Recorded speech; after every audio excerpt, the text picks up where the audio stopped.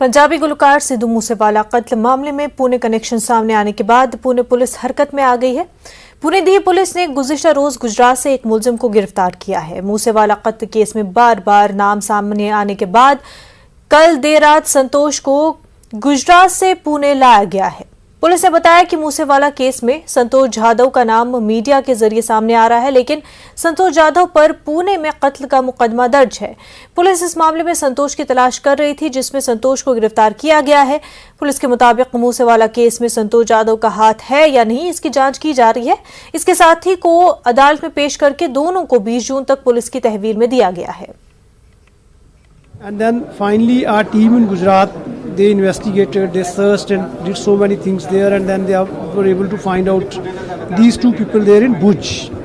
And now they have been brought to Pune. They have been taken into remand, and we'll now interrogate them, and then we'll find out what are their linkages with Bishnoi gang, what is their connection with the Musewala murder, if at all it is there, because media has already reported that they have some role to play in this murder. So that is subject to interrogation and verification.